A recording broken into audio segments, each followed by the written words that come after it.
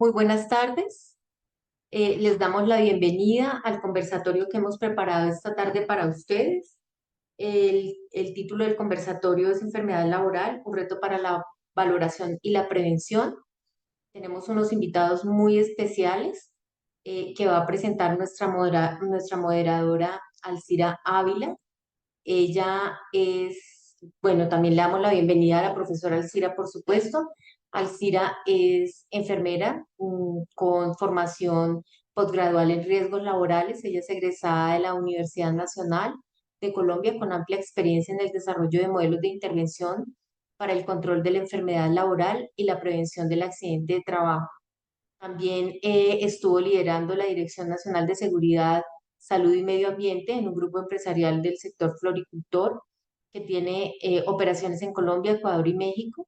Actualmente es consultora y asesora en temas de seguridad y salud en el trabajo para empresas de diferentes sectores económicos y es miembro freelancers del equipo de SGS Colombia para sistemas de gestión basados en normas internacionales como la ISO 14001, la ISO 45001 y la ISO 19011. Es auditora líder con registro internacional para la norma ISO 45001 y es docente desde hace 15 años de los programas de especialización y maestría en seguridad y salud en el trabajo de la Pontificia Universidad Javeriana. Le damos la bienvenida a nuestra moderadora y también queremos darle la bienvenida al doctor Edgar Velandia y a la doctora Mabel Hernández y muchas gracias por acompañarnos. Esperamos que este conversatorio sea de su entero agrado, que puedan tener una experiencia muy importante con el tema de salud laboral. Bienvenidos. Alcirita tiene la palabra. Bueno, muchísimas gracias, profesora Carmen Lucía. Pues muy buenas tardes para todos. Gracias por responder a esta invitación que hacemos desde la academia como una contribución a la gestión de la seguridad y salud en el trabajo y muy importante en este tema enfermedad laboral, a la prevención integral de este evento que, como todos sabemos, afecta no solamente al trabajador, sino a su entorno familiar, a la sociedad, a la misma unidad empresarial. Entonces, para nosotros es muy grato contar con estos 12 invitados, el doctor Edgar Velandi y la doctora Mabel, quienes con su experiencia y con su conocimiento nos pueden dar luces frente a esa prevención, que como les digo es la herramienta valiosa que tenemos en nuestro sistema de gestión de seguridad y salud en el trabajo, y que el mismo Estado nos ha dado unas herramientas, la misma OIT a nivel mundial nos ha dado unos elementos para poder gestionar frente a la prevención de estas patologías que muy seguramente ustedes también en su ámbito laboral se ven enfrentados a saber cuál puede ser estos mecanismos de prevención. Entonces, como esa contribución importante, quiero invitar, darle la bienvenida al doctor Edgar Velandia y a la doctora Mabel, quienes ustedes sabrán son dos profesores que hemos tenido en nuestro programa, tanto de la especialización como de la maestría. La doctora Mabel Hernández, ella es optómetra de la Universidad de La Salle, especialista de salud ocupacional, magíster en Administración de Salud de la Pontificia Universidad Javeriana y doctora en Ciencias de la Salud del Trabajo de la Universidad de Guadalajara, México. Ella es docente, ella nos acompaña en los programas de maestría, nos acompaña en los programas de especialización, nos acompaña también en todos los temas de investigación. Al igual que el doctor Edgar Velandia Vaca, él es médico cirujano de la Universidad Nacional de Colombia, es especialista en medicina del trabajo de la Universidad del Rosario, especialista en administración de salud ocupacional de la Universidad Jorge Tadeo Lozano, magíster en educación de la Pontificia Universidad Javeriana, máster en dirección y gestión del sistema de seguridad social de la Universidad de Alcalá de España, y es docente de varias universidades en temas de medicina del trabajo y de seguridad social. Él también ha sido parte de nuestro grupo de profesores, también en el investigador en este campo de enfermedad laboral. Entonces, con ellos vamos a desarrollar este conversatorio que lo llevaremos en una hora, en el que lo vamos a dividir en dos bloques. En el primero, el doctor Velandia nos va a hablar un poco del diagnóstico de la enfermedad laboral, abordando un poco ese panorama internacional para luego hablar de lo que está sucediendo aquí en Colombia con la enfermedad laboral. Luego, la doctora Mabel, en un segundo bloque, cada uno contará con 20 minutos para hacer su intervención. La doctora Mabel nos va a hablar un poco del impacto que tiene la enfermedad laboral, ese impacto no solamente en el entorno laboral, sino en ese conjunto y en ese eh, engranaje que tiene el entorno familiar, el entorno social, y luego nos orientarán y nos hablarán sobre esas estrategias de prevención, que como les digo, es la herramienta más valiosa que tenemos en nuestros sistemas de gestión para abordar la enfermedad laboral. Entonces, con esta forma y este desarrollo, quiero darle la bienvenida a los doctores e invitarlos a ustedes para que hagan las preguntas al final de la intervención. Vamos a hacer preguntas, ustedes pueden formularlas por el chat o pueden también pedir la palabra y hacer la intervención con la pregunta.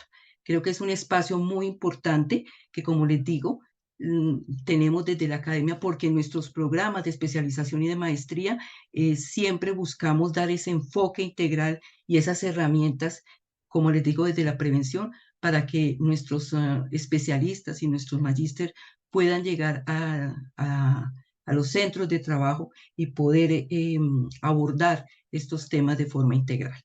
Entonces, sin más, quiero darle la bienvenida al doctor Edgar Velandia, quien nos va a hablar un poco del diagnóstico y de ese panorama que tenemos frente a la enfermedad laboral y de esa normativa técnica y legal que se convierten también en una forma de intervenir la enfermedad laboral. Entonces, doctor Velandia, usted puede compartir su presentación. eh, y tendría 20 minutos para que nos pueda eh, dar su participación. Voy a cerrar mi cámara para que no tengamos ahí esa interferencia. Sí, muchas gracias, Alcirita. Doctora Carmen Lucía, muchas gracias por la invitación. Ante todo, pues un afectuoso saludo para todos. Doctora Mabel, gusto tenerla aquí en el panel también. Y bueno, yo estoy aquí pues en casa, no digo en casa, mi casa, sino en casa, la Universidad Javeriana. Eh, hoy, hoy el tema, digamos, nuestro título tiene que ver un poco con cómo es ese comportamiento que ha tenido la enfermedad laboral, especialmente en Colombia, ¿cierto? Cómo a partir de la enfermedad laboral, del diagnóstico de la enfermedad laboral, incluso de su investigación y de su calificación, eh, podemos ir más allá de eso, ¿cierto? Eh, en algunas ocasiones, pues hemos tratado de entender un poquito eh, cómo abordamos la enfermedad laboral, cómo la abordamos desde lo técnico, cómo la abordamos desde lo jurídico, cómo la abordamos desde lo procedimental. Em, pero no tenemos que salirnos del foco de que entender y diagnosticar la enfermedad laboral, su principal fin debe ser preventivo, ¿cierto? Desafortunadamente, a veces entendemos la enfermedad laboral solamente cuando estamos buscando un fin compensatorio, ¿cierto? Cuando ya tenemos un paciente que se ha enfermado, ya tenemos un paciente que a causa de los riesgos a los que ha visto expuesto en su lugar de trabajo, presenta esta enfermedad y ya viene a un proceso de calificación. Pero hemos dejado atrás todo lo que venía para evitar, ¿cierto?, que ese paciente hubiera llegado aquí. Entonces, como es tan corto el tiempo, va a abordar tres temas. Uno, muy sencillo, ver un poquito cómo es el panorama de la enfermedad laboral en el mundo y específicamente en Colombia. Qué ha pasado en los últimos años con la enfermedad laboral y sobre todo qué sucedió, ¿cierto? Durante la pandemia, que tal vez fue un momento que en lo que tiene que ver con los riesgos laborales eh, hizo que muchas empresas, muchas personas entendieran un poquito lo que significaba el sistema de riesgos. O sea, dentro de todo lo que trajo la pandemia, tal vez una de las cosas que se logró hacer conciencia es que es necesario hacer prevención, ¿cierto? Y desde la empresa, pues fue mucho lo que se hizo. Entonces, un segundo aspecto, bueno, aquí me quedó un uno de repetido, es un dos. Aspectos normativos frente a la enfermedad laboral. Básicamente es cómo diagnosticamos la enfermedad, qué herramientas tenemos. Vamos a hablar de las tablas de enfermedades laborales y entre ellas lo que significa la enfermedad laboral directa, que es un tema que, digamos, se incorporó en nuestra normativa. Muy pocos países en el mundo la tienen. A raíz de la pandemia, muchos países adoptaron un esquema similar al que tiene Colombia frente a la enfermedad laboral directa, pero específicamente para esa enfermedad que era o es el COVID-19. Y finalmente, ¿cómo sería el abordaje para la gestión de la enfermedad laboral? Esto simplemente, pues, esta última es el preámbulo a lo que en la siguiente charla va a desarrollar la doctora Mabel.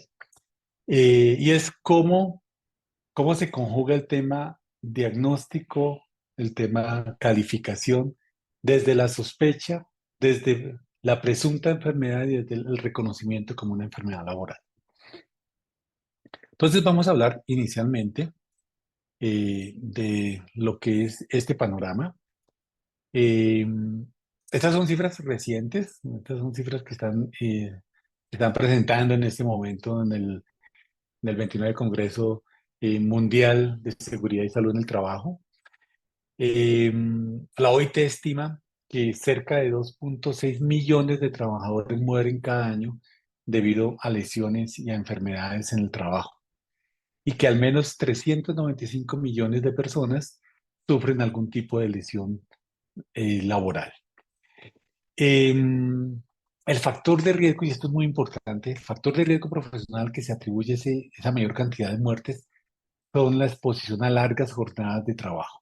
Se estima que más de 55 horas semanales eh, de trabajo provocaron, ¿cierto? Más o menos 44.000 muertes en el mundo. Y se ha seguido por las exposiciones a partículas, gases, humos, dentro de ellos tal vez el más importante, el asbesto y el silicio. Estos recordemos que son cifras extrapoladas. Las cifras de la OIT son cifras que extrapolan de los sistemas de información más robustos en materia de seguridad y salud en el trabajo. Y sabemos que los países escandinavos son los países que tienen mejores estadísticas. Y por eso gran parte de esta estadística corresponde a países como Noruega, Finlandia, que tienen pues, unos sistemas de información importantes y que además unos mecanismos de reporte, ¿cierto? Como es el autorreporte, cosa que en nuestros países propiamente no existe. El autorreporte no llega a ser una cifra oficial, mientras que en estos países sí. Entonces tiene esa connotación. Em, la pandemia, ¿cierto? Pues tal vez fue uno de los ejemplos más importantes que nos llevaron a entender la necesidad de adoptar unos sistemas de gestión, de adaptarlos además a esos nuevos cambios, a esos nuevos riesgos emergentes. Al final de la charla vamos a ver algunos de ellos, eh, provocados principalmente por dos situaciones: la innovación técnica, ¿cierto? Y el cambio social y organizativo al interior de las empresas. Esto ya se venía dando, pero sabemos que con la pandemia pues se aceleró el, el- el entender estos nuevos riesgos.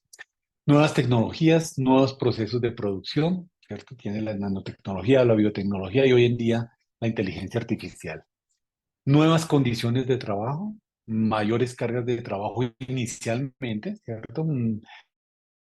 Pérdidas de empleo que asumían otros trabajadores, intensificación del trabajo, ¿cierto? Producto de esas pérdidas de empleo y esas mayores cargas, unas malas condiciones asociadas a temas también de migración, eh, condiciones muy precarias de personas migrantes que también exigen pues una mayor atención y de hecho la OIT en los últimos 2 años ha trabajado bastante ese tema, tanto el trabajo juvenil como el trabajo del migrante.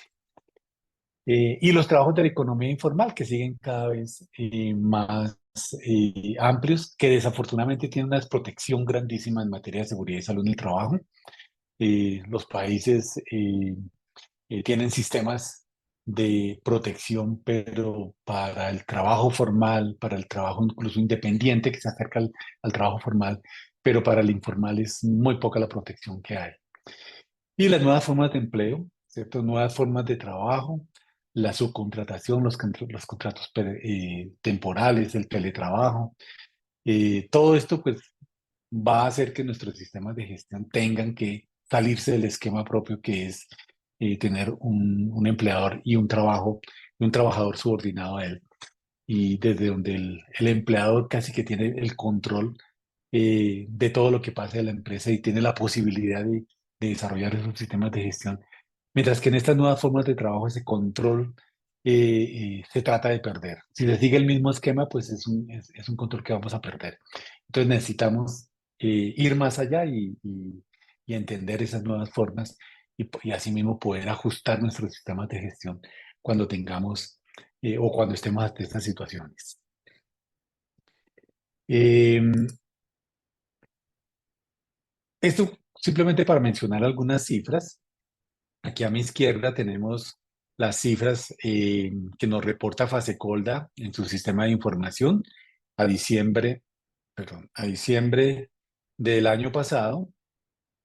eh, a diciembre del año pasado teníamos cerca de 1.100.000 empresas afiliadas al sistema de riesgos laborales, aproximadamente 10.570.000 trabajadores dependientes y 1.108.000 trabajadores independientes para un total de trabajadores afiliados al sistema de riesgos de aproximadamente 11.700.000 trabajadores. Ocurrieron durante el 2022 542.921 accidentes de trabajo. Esto pues es más de 1.5 accidentes de trabajo eh, casi que por hora. El número de enfermedades laborales calificadas fue de 31.562 enfermedades. Se establecieron muertes por accidentes de trabajo calificadas, o sea, ya reconocidas, 497, casi 500. Muertes por enfermedad laboral, 29. La mayoría de ellas fueron por COVID-19. Muertes, total de muertes, 526.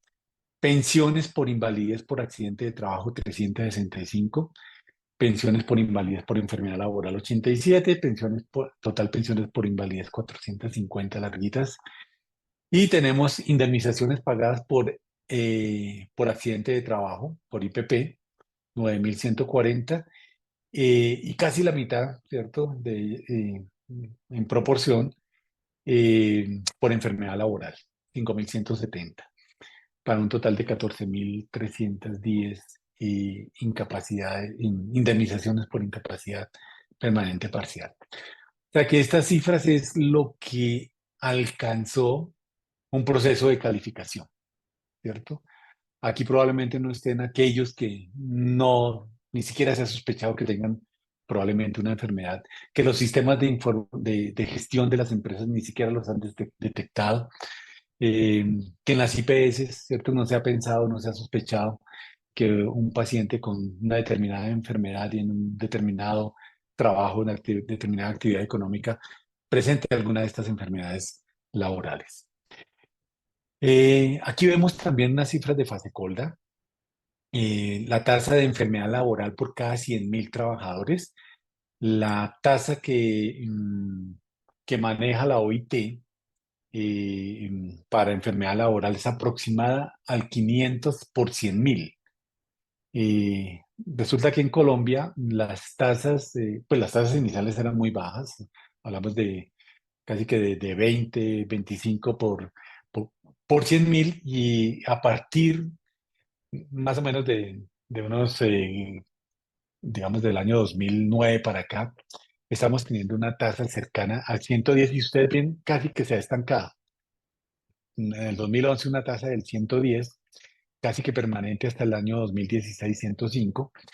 Y venía disminuyendo desde el año 2016 hasta el año 2019, antes de la pandemia, llegándose a tener en el año 2019 tal vez una de las tasas más bajas de los últimos años, 75 enfermedades laborales por cada 100.000 trabajadores afiliados.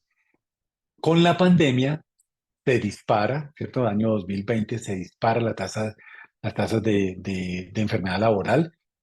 Aquí en las cifras de Fasecolda aparece una tasa de 458. La verdad es que con las cifras que presentaron de enfermedad, esta tasa fue muchísimo, muchísimo más alta. El ministerio hablaba de tasas cercanas a los 1.000, 1.500, ¿cierto? De esta enfermedad laboral. Y el 95% de esa enfermedad era COVID-19. Entonces, realmente fue el COVID el que nos disparó las tasas en estos años. Ya con la resolución paulatina de la pandemia, pues viene disminuyendo la tasa, pues por supuesto disminuye el número de trabajadores enfermos por COVID-19, que a su vez se reconocieron como una enfermedad laboral. Para terminar en agosto de 2022 en una tasa aproximada de 276 por cada 100.000 trabajadores. Y para las cifras que se están reportando en los últimos meses, si miráramos el estándar, estamos llegando a 140, máximo 150. O sea que ha venido bajando, pero como les explico, esto tiene una relación casi que directa con el COVID-19. ¿Y a dónde voy con esto? Que seguimos teniendo pues las mismas enfermedades laborales. No se está diagnosticando la cantidad de enfermedades laborales que se debiera diagnosticar, y que pues muy seguramente tengamos mejor prevención, pero eso realmente nos lleva a pensar qué es lo que está pasando detrás de la enfermedad laboral. Y al final pues vamos a hablar algunos detalles de esto. Si miráramos los sectores, porque si, si la mayor cantidad de enfermedades laborales era COVID-19 en estos últimos 3 años, y extrajéramos el sector salud, vemos que los sectores tradicionales es donde vienen las enfermedades más frecuentes, que son realmente las enfermedades osteomusculares, eh, y en una menor proporción las enfermedades y relacionadas, por ejemplo, con la hipoacusia, relacionadas con la inhalación de polvos, la neumoconiosis, ¿cierto? Las dermatosis, y una que viene aumentando de forma paulatina, pero muy rápidamente, es la enfermedad mental. Entonces vemos que el sector de minas y canteras sigue siendo de los sectores de mayor tasa de enfermedad laboral. O sea, por cada 100.000 trabajadores son más los que se enferman en el sector minero, así las cifras en frecuencia sean bajas. Luego el sector agricultor, ¿cierto? Especialmente el sector de la caña de azúcar, el sector de la palma africana, la industria manufacturera en general, ¿cierto? Los servicios comunitarios, servicios sociales y personales, las organizaciones extraterritoriales que tienen que ver más con generalmente temas de vigilancia, temas relacionados con estrés. El sector inmobiliario, ¿cierto? Es un sector que tiene una alta tasa. Ustedes dirán, ¿por qué el inmobiliario? La verdad, esto es simplemente un tema de clasificación del DANE. En el sector inmobiliario están todas las empresas de servicios temporales. Entonces, cuando ustedes vean sector inmobiliario dentro de las estadísticas, no piensen que son las, aquellas empresas dedicadas a la venta de alquiler de casas, de bienes, sino es a, la- al- a las empresas de servicios temporales, ¿cierto? Que en la clasificación del DANE quedaron dentro del sector inmobiliario. Y así pues viene disminuyendo la tasa. Fíjense que la tasa de construcción es muy baja, ¿cierto? Y uno diría, bueno, la tasa de construcción es del 20,8%, hay mucho problema osteomuscular. Em, Al contrario de la accidentalidad, donde las tasas de construcción, las tasas de accidentalidad sí son relativamente altas. Bueno, entonces más o menos digamos que este es un panorama muy general de lo que está ocurriendo con la enfermedad laboral. Eh, en- Traigo aquí un dato y perdóneme y pido disculpas por la cifra que tiene de hace 5 años, pero realmente es porque, digamos, hasta ahora desde la Junta Nacional se están tratando de ajustar sus sistemas de información y que ya pronto pues van a estar digamos que a la facilidad para que cualquier persona vea lo que está sucediendo a nivel de los dictámenes de la Junta Nacional. Pero para esta fecha veníamos, y esto no ha cambiado realmente, cambia pues el tema del COVID, pero si quitáramos COVID, la mayoría de las enfermedades laborales que tenemos en nuestro país son trastornos osteomusculares. Calificados, ¿no? Eso no quiere decir que sea realmente en la práctica pues, la principal, eh, el principal enfermedad laboral. Son las que más se califican, ¿cierto? Pero lo que más se califica son trastornos osteomusculares. El 94,6% de las enfermedades que ocurren en Colombia son osteomusculares. La patología lumbar es tal vez la patología que más se califica. Todos los trastornos, las discopatías, los trastornos que tienen que ver con problemas de listesis, de espondilosis, de artrosis, incluso pues, están siendo calificados como enfermedades laborales. El dolor lumbar, ¿cierto? La enfermedad discal. El síndrome del manguito rotador ocupa un segundo lugar, ¿cierto? Un 25,6% de ese total. El síndrome de túnel del carpo ya viene en una menor proporción.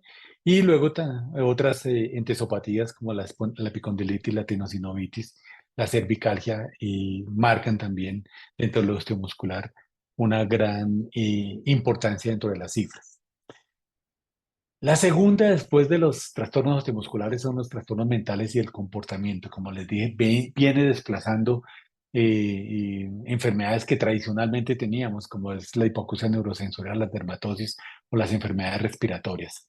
Hoy en día estas dos enfermedades, tanto los trastornos osteomusculares como los trastornos mentales y el comportamiento, casi que tienen el 98% de la enfermedad laboral en Colombia reconocida, ¿sí? Y mm, estamos dejando atrás otras enfermedades como la hipoacusia neurosensorial, las dermatosis ocupacionales, las enfermedades respiratorias, entre ellas la neumoconiosis, el asma ocupacional, pasan ya a un segundo plano en reconocimiento. Yo tengo ahí la duda tengo la duda, no, casi que la certeza de que gran parte de estas patologías las que han sido desplazadas, la hipoacusia neurosensorial, las dermatosis y muchas de las enfermedades respiratorias, simplemente no se están calificando. ¿Y por qué no se están calificando? Muy seguramente porque no hay un incentivo para su calificación. No hay un incentivo desde el sector salud, ¿cierto? El incentivo del sector salud muy seguramente esté en los trastornos osteomusculares porque esos sí generan bastante incapacidad porque generan en muchos de los trabajadores gastos asistenciales, gastos por incapacidad, mientras que las hipoacusias, las dermatosis, pues son muy poca la incapacidad que generan, muy poco lo que demanda en recursos del sistema de salud y tal vez por eso no tengan un incentivo para su, eh, digamos, para su reconocimiento, como sí sucede en otros países, ¿cierto? La dermatosis ocupacional, por ejemplo, en Estados Unidos es el 70% de la enfermedad laboral, ¿cierto? Estamos muy lejos de que suceda eso. Por motivo de controversia, la principal causa de controversia de los dictámenes que llegan a la Junta Nacional tienen que ver con la pérdida de capacidad laboral, casi el 70%. Frente al origen hay una controversia también importante, el 27,6% la controversia que llega a la Junta Nacional tiene que ver con patologías por origen, ya sea que llega como laboral y hay un administrador o un empleador que considera que es común, o al contrario, que llega común y hay un trabajador o algún otro interesado que considera que, o una EPS, por ejemplo, que considera que esa enfermedad es de origen laboral. Y frente a la fecha de expiración, pues ya es un porcentaje mucho menor.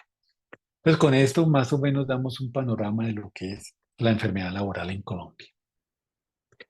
Frente a los aspectos normativos de la enfermedad laboral, tenemos, eh, tenemos digamos, dos situaciones. Uno, lo que es la definición técnica de la enfermedad laboral y otro, lo que es la definición legal. La definición técnica, tenemos dos referentes grandes, que es la Organización Mundial de la Salud y la Organización Internacional del Trabajo. En la Organización Mundial de la Salud, habla de que la enfermedad laboral es aquella que causa de manera directa por el ejercicio de la profesión o el trabajo, que realice una persona y que le produzca una incapacidad o una muerte, o sea, que produzca un daño. Para la OIT, es aquella enfermedad que resulta de la exposición a algún factor de riesgo que esté relacionado con el trabajo y que sea reconocido como una enfermedad laboral. Y explicita que debe haber una relación causal entre esa enfermedad, o sea, ese efecto, y la exposición del trabajador a un determinado agente peligroso, a un determinado riesgo. Em, y lo otro es la definición legal, ¿cierto? Cada país adopta una definición legal. Estas definiciones de la OMS y la OIT, digamos que si bien tienen un componente normativo legal para los países afiliados, la OIT y la OMS le dicen a sus países, ustedes tengan en cuenta esta definición, pero adopten su propia definición por ley. Y por eso es que en Colombia y, bueno, y en muchos países tenemos una definición legal, una definición que está en una norma, ya sea un decreto, ya sea en una ley. En nuestro caso, pues es a partir de una ley, la ley 1562, ¿cierto? Y nos dice que la enfermedad laboral, ¿cierto? Es aquella contraída como resultado de la exposición a factores de riesgo inherentes a la actividad laboral. Entonces aquí viene como la discusión, bueno, ¿qué significa inherente? ¿Cierto? ¿Qué significa inherente a una actividad laboral? O sea, que es propio de esa actividad, que es propio del factor de riesgo que produce esa actividad, ¿cierto? O del medio en que el trabajador ha sido obligado a trabajar. O sea, si un trabajador labora en una mina de carbón, pues el riesgo inherente a una mina de carbón es el riesgo de enfermar, por ejemplo, por una afección respiratoria o el riesgo de enfermar por alguna patología osteomuscular. Pero nos dice, paso seguido, que el gobierno nacional determinará en forma periódica cuáles son esas enfermedades que se consideran laborales. ¿Cierto? Y en los casos en que una enfermedad no esté en esa tabla de enfermedades laborales, hay un paso alterno que es poder demostrar la relación de causalidad. Entonces yo siempre, digamos que para entender este pedazo, las enfermedades que están en la tabla de enfermedades laborales son enfermedades que ya se demostró una relación causal. O sea, ya sabemos que el ruido ocasiona hipoacusia. Ya sabemos que la exposición a sílice me va a desarrollar silicosis, que la exposición a carbón me va a desarrollar una neumoconiosis del minero del carbón. Eso ya lo sabemos, o sea, ya lo sabemos ¿por qué? Porque está demostrado, porque hubo unos estudios, o hubo unos investigadores que hicieron ese análisis hace mucho tiempo y lograron llegar a esa conclusión de que hay una relación causal entre ese factor de riesgo y ese efecto. Y esas enfermedades que ya tienen ese análisis, cierto que ya se sabe que son causales de una de las otras, son las enfermedades que están en la tabla de enfermedades laborales. En Colombia se da la posibilidad de que podamos tener otras enfermedades que no estén en la tabla, en la tabla, ¿cierto? Pero que se puede demostrar la relación causal. En Colombia hasta el momento no tenemos ninguna que haya seguido ese camino. Pues, ¿por qué? Porque es un camino largo, ¿cierto? Es demostrar bajo la evidencia, por ejemplo, que el estar frente a una vida terminal me genera una miopía, ¿cierto? Entonces, hay que demostrar esto. ¿Cómo se demuestra? Con estudios de epidemiología aplicada que sean reproducibles en otras partes del mundo y que muchos investigadores finalmente lleguen a eso y se concrete una evidencia que efectivamente nos lleva a esa conclusión. Entonces, Ese es otro paso, está abierto, ¿cierto? Pero hasta el momento ninguna enfermedad ha sido considerada en Colombia bajo esa vía. Entonces, por ahora, lo que está en la tabla de enfermedades laborales es lo que se podría considerar como una enfermedad laboral. Y esa tabla tiene dos entradas, es el decreto 1477 del 2014. Una entrada donde si ustedes revisan la tabla, están los agentes de riesgo, ¿cierto? Entonces están todos los agentes químicos, físicos, biológicos, bueno, todos los agentes que pueden generar una determinada enfermedad y nos dice, pues, cuáles son las enfermedades que están asociadas a ese factor de riesgo. Pero por el otro lado tiene otra entrada, ¿cierto? Que es por la enfermedad. Entonces nos dice cuáles son las enfermedades y cuáles son esos factores de riesgo, esos diagnósticos eh, o esos factores de riesgo que pudieran estar asociados a esa enfermedad. O sea, que yo podría entrar por las dos vías.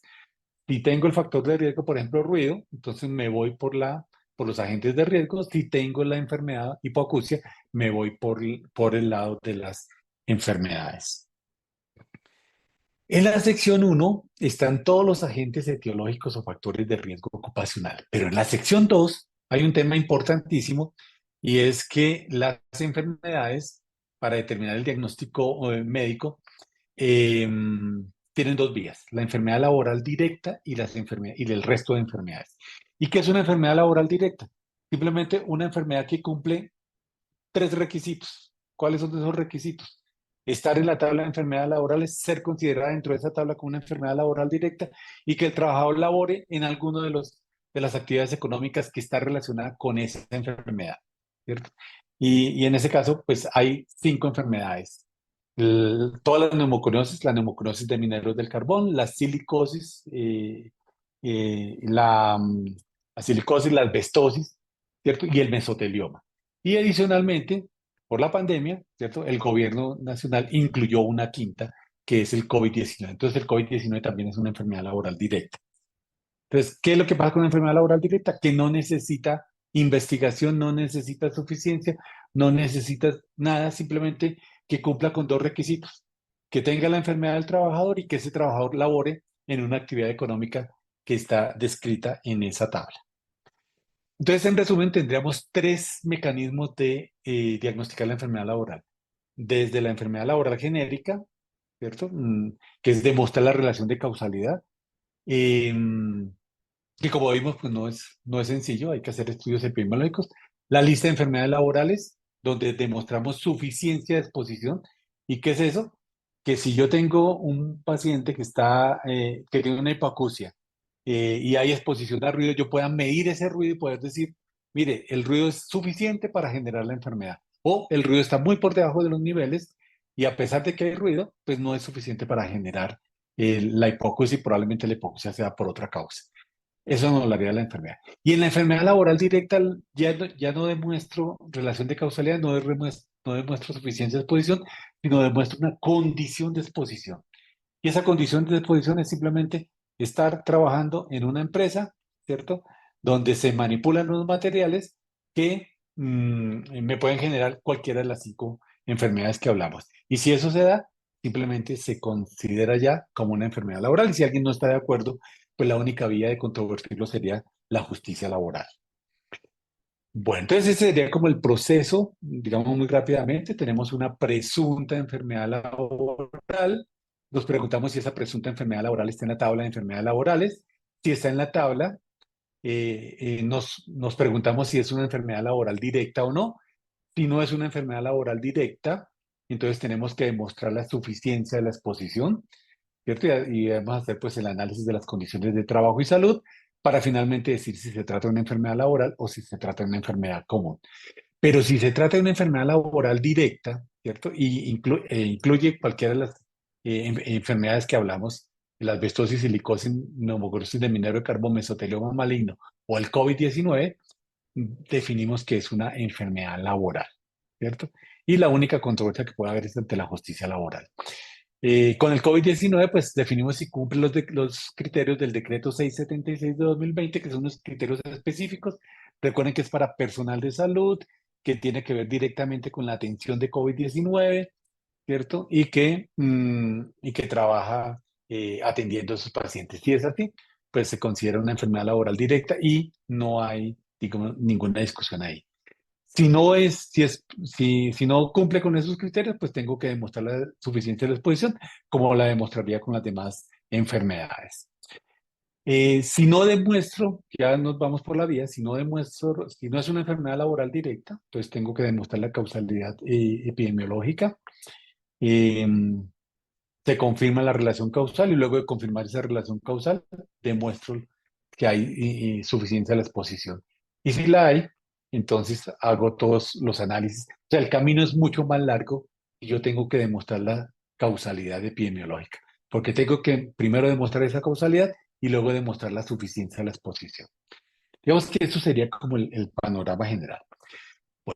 Y ya para terminar, eh, digamos, esta relación, si nosotros miráramos dos escenarios, un escenario que es el de la empresa, el que está por encima de la línea, y otro escenario que es el de la calificación, ¿cierto? Pensaría uno que, o definiríamos que hay dos enfoques. En la empresa el enfoque debe ser eminentemente preventivo, un enfoque técnico. Mientras que desde la calificación el enfoque es compensatorio, el enfoque es técnico-jurídico, ¿cierto? Entonces, desde la empresa, ¿qué se debería hacer? Sospechar la enfermedad. ¿Cierto? Esa es la intención de la empresa. Eso es lo que se debería hacer. ¿Y cómo la sospecho? ¿Cierto?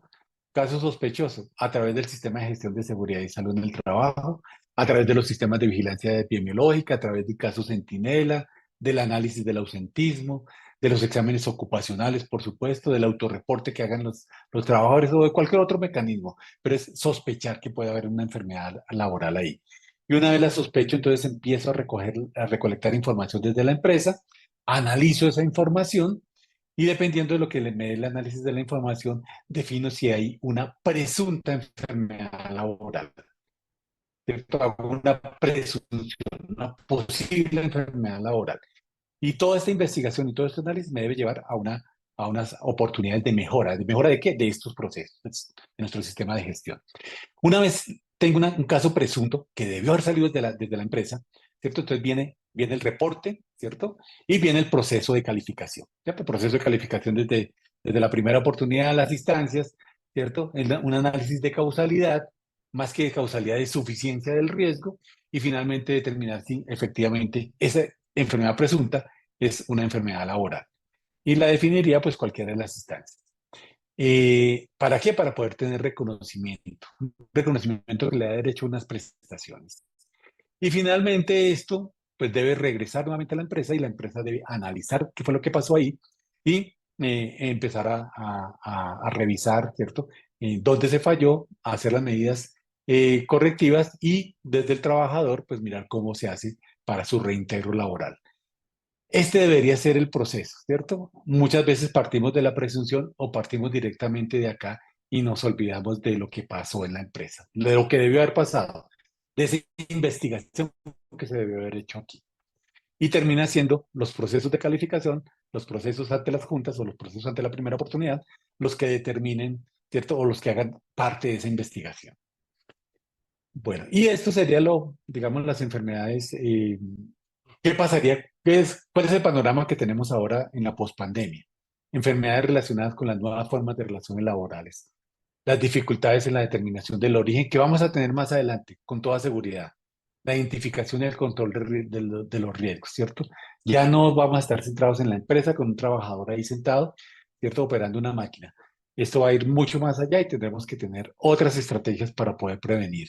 Incorporación de nuevas tecnologías de información y comunicaciones. Cada día, pues, sabemos de algo nuevo, ¿cierto? Que nos permite esas comunicaciones.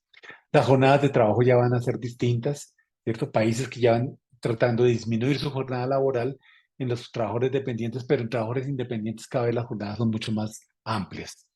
El límite entre lo laboral y común se va a perder en estos escenarios. Entonces va a ser muy complejo, ¿cierto? Establecer cómo va a ser hasta dónde llega lo laboral y dónde empieza lo común. Los nuevos oficios, ¿cierto? Ya lo vimos, la automatización de procesos, el aprovechamiento del auge de la realidad virtual, de la nanotecnología, de la inteligencia artificial, todo eso va a traer cambios importantes en las relaciones y en las formas de trabajo que vamos a tener que cambiar nuestra forma de hacer prevención. y va a haber mucha conflictividad. Claro, todo esto va a generar conflictos. Entonces vamos a tener que, esperemos que no sea hasta allá, pero que no sea la enfermedad laboral en un futuro un tema de jueces, ¿cierto? Y no un tema técnico preventivo como debería ser. Bueno, creo que me pasé un poquito y yo sé que Alcira debe estar que Un me poquito nomás, doctor, pero me da una pena casca. interrumpir. Pero muchísimas gracias. Este era el mensaje que quería traerles. Y bueno, ahora en el panel, si hay preguntas, nos veremos nuevamente. Sí, sí, doctor, yo creo que ya veo en el chat que están haciendo unas preguntas, entonces, como dije inicialmente, las vamos a dejar para la última parte de nuestro conversatorio. Muy interesante, muchísimas gracias. Creo que nos da bastantes luces frente al tema de enfermedad laboral eh, en ese ciclo muy similar a lo que todos conocemos del PHBA también.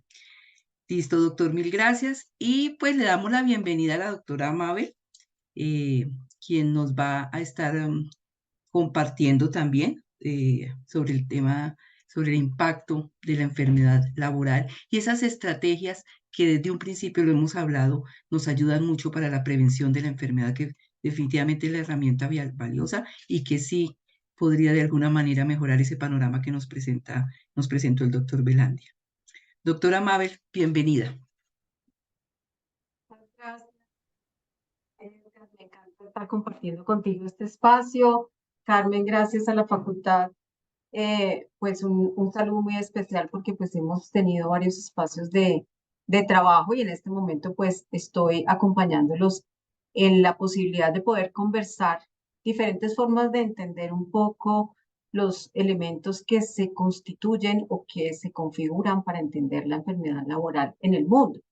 Y uno de los puntos que me indicaron que pudiéramos abordar desde una perspectiva más amplia, desde la salud pública, era ver cómo el impacto de la enfermedad laboral puede tener efectos no solamente en el trabajador o en la empresa, como tradicionalmente nosotros lo vemos, sino en las otras dimensiones que como ser holísticos e integrales somos cada uno de nosotros, pueden tener efectos y pueden tener implicaciones importantes a nivel país y a nivel social. Entonces traje a colación este modelo ecológico que, aunque ustedes ven que es una fecha un poco antigua, nos representa y refleja efectivamente todas las dimensiones que nosotros debemos abordar, no solamente desde la parte preventiva, sino también desde la parte curativa y de rehabilitación. Últimamente hemos tenido como una perspectiva en donde la identificación de ciertas patologías que son calificadas de origen laboral, pues tiene unas repercusiones cuando retornan estos trabajadores al trabajo y que de alguna manera también nos muestran cómo los procesos de rehabilitación no solamente deben estar enmarcados en un proceso físico o fisiológico, sino que también incluyen otros componentes mentales y de relacionamiento con esas dimensiones que ustedes van a ver ahí. Entonces quisiera contarles que vamos a hablar un poco de cómo la enfermedad laboral está impactando no solamente al individuo, sino a sus familias, al lugar de trabajo, que en este caso pues estaría representando las personas que están no solamente vinculadas en el sector formal, sino en el informal, y de qué manera esto también impacta el ambiente social y la comunidad donde nosotros nos encontramos inmersos en nuestro país. Es un poco difícil pensar cuando hay nativos digitales, que son pues estas nuevas formas de entender cómo el trabajo y la vida y la salud se pueden empezar a configurar o a emprender y a desarrollar con estas tecnologías y con estas tendencias que tenemos nosotros en las nuevas formas de vincularnos. Entonces vamos a hablar un poquito de cómo ese impacto puede afectar al trabajador y su familia. Y hay ahí tres elementos que son muy importantes que debemos considerar, y es que la autonomía de nuestros trabajadores se ve afectada en razón a que pierden muchas veces su capacidad de independencia y de esa misma manera pues no pueden desarrollar todas y cada una de esas acciones que hacían autónomamente, de manera independiente, y empiezan a requerir una especie de cuidados y de requerimientos alrededor de su núcleo familiar que impactan de manera significativa la vida cotidiana de todas estas personas y por supuesto afecta también su autoestima, pues en el mismo sentido en cómo ellos aprecian y cómo se consideran frente a sí mismos en su capacidad de aporte al núcleo familiar o a la sociedad como tal. Al unir estos dos elementos de la autonomía y la autoestima, podemos decir que la calidad de vida tiene impactos significativos desde ese enfoque multicausal, donde todas las personas que se encuentran en su entorno pues van a tener unas afectaciones y que efectivamente pues el bienestar considerado como aquellas condiciones físicas y mentales que tienen cada uno de los integrantes del núcleo familiar o de aquellos que estén cercanos a él pueden ser afectados.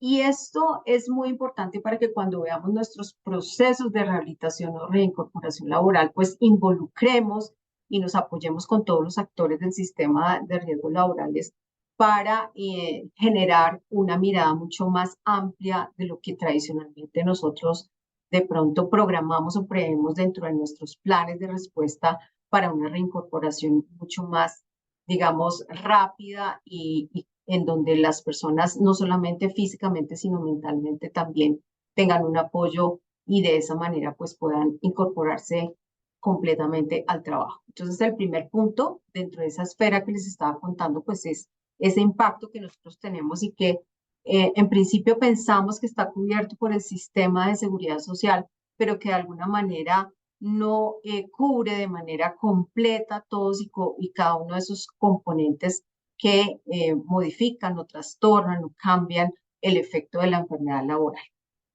El otro aspecto que es muy importante es ya a nivel de las organizaciones. Y todos siempre creo que tenemos muy clara la premisa de si no hay salud, pues no hay productividad y esa productividad pues va a afectarnos de manera significativa en los entornos laborales porque se reduce de manera muy importante la posibilidad de sostener los procesos productivos dentro de las organizaciones. Y casi siempre pues están asociados con nuestros indicadores de ausentismo, con esa incapacidad temporal o permanente que pues bien nos comentaba Edgar, que representa de una manera importante algunos de los elementos que en las organizaciones ya se están empezando a medir y a controlar de manera sustantiva y de igual manera pues una reducción en la calidad en la prestación de los servicios o en la realización y la producción de los bienes que nosotros tenemos.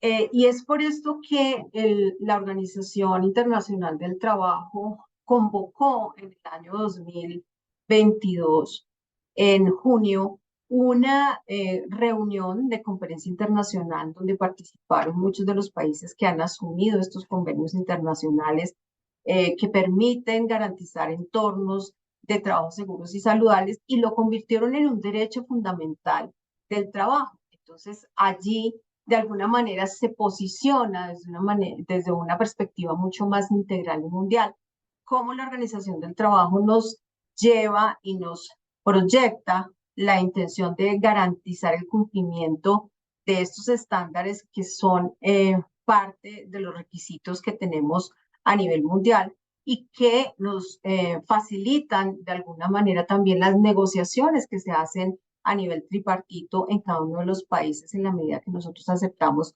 todos y cada uno de estos lineamientos internacionales que permiten las condiciones óptimas en los lugares de trabajo. Entonces, laboralmente podemos decir que hay un refuerzo internacional que nos está promulgando el propósito de poder garantizar esos entornos de trabajo seguros y saludables para reducir de manera significativa la presencia de condiciones que puedan generar o producir desenlaces como las enfermedades laborales. Edgar nos estaba comentando un poco la importancia de poder irnos actualizando sobre estos datos que de manera muy juiciosa la Organización Internacional del Trabajo nos proyecta sobre las muertes que se producen por las enfermedades o por los accidentes de trabajo. Pero hay que resaltar un tema y es que, por ejemplo, en Colombia nosotros no tenemos estadísticas, como bien lo decía él, del sector informal.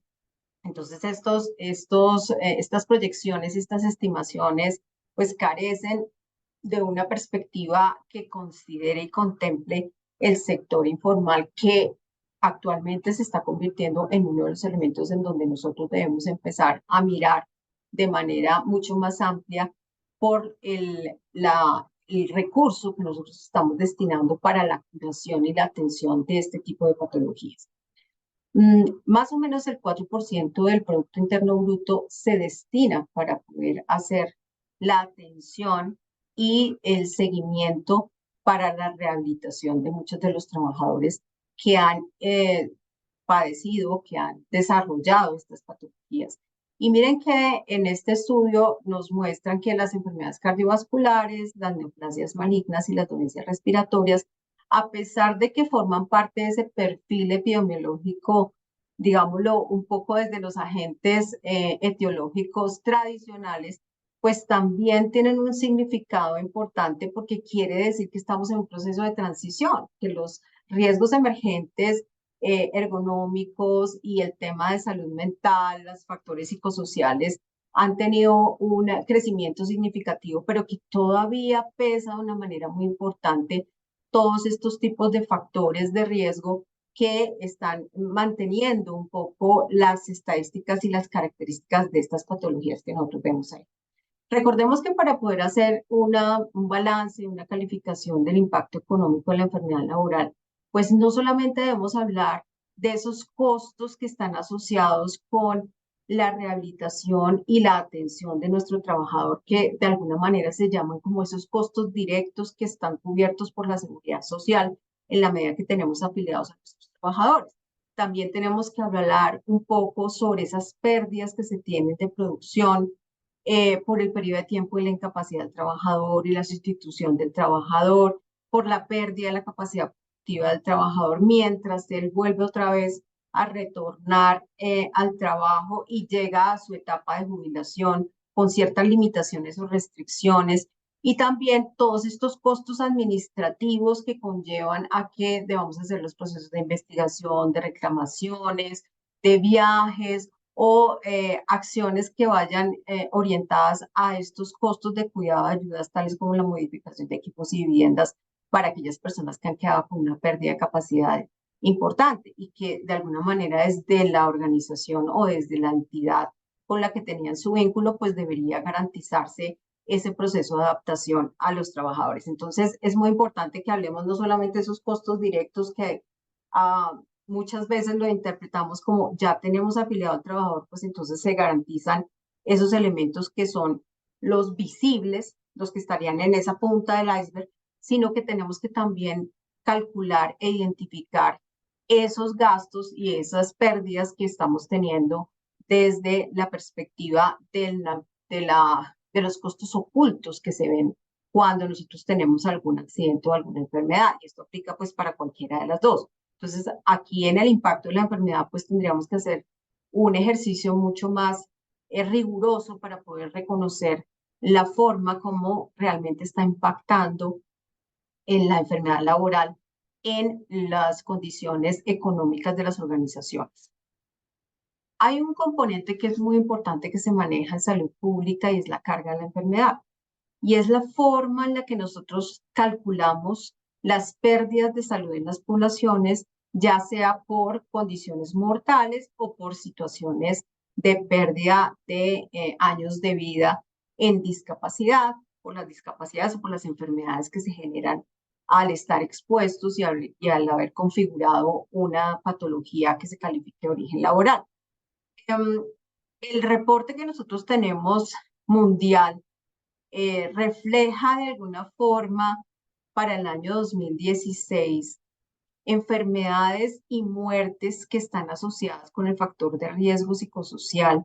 Y ustedes allí ven, como bien lo mencionaba Edgar, que la exposición a horas prolongadas o jornadas prolongadas mayores a 55 horas a la semana eran un factor determinante para las muertes. ¿Sí? Que hay una asociación muy grande con problemas a nivel cardiovascular principalmente, y que los agentes etiológicos de carácter físico y de carácter químico, pues siguen siendo parte de ese perfil y de esas condiciones a las que nosotros estamos viendo a nivel mundial la exposición.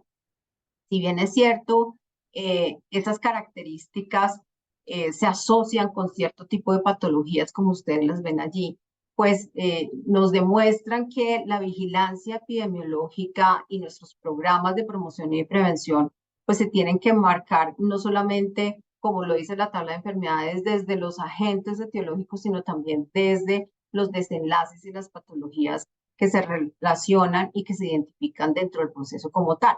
Y vemos acá que las muertes a nivel mundial pues están relacionadas con problemas respiratorios, con afectaciones a nivel cardiovascular y que representan también algunos tipos de lesiones por tránsito, que son esas como grandes componentes que si ustedes los agrupan allí podrían identificar. Nos lleva a que debamos formular dentro de nuestro Plan Nacional de Seguridad y Salud en el Trabajo proyectos y programas que vayan encaminados y dirigidos hacia el desarrollo de estas acciones de prevención desde el control de la gente, como también la prevención de la patología y la identificación un poco anticipada y precoz de signos y síntomas que nos puedan estar relacionando con este tipo de afectaciones. A nivel de la discapacidad generada y asociada o atribuida precisamente por esta exposición, volvemos a encontrar que hay factores que prevalecen de acuerdo con la información que les acabo de mostrar, pero surgen las condiciones biomecánicas, aquí lo llaman factores ergonómicos ocupacionales, y también afectaciones por exposición al ruido, ¿sí? Entonces, ahí podríamos nosotros decir que cierto tipo de agentes etiológicos pues tienen una carga mucho mayor para la generación de discapacidad que aquellos que pueden estar generando la patología que desenlaza en la muerte de nuestros trabajadores.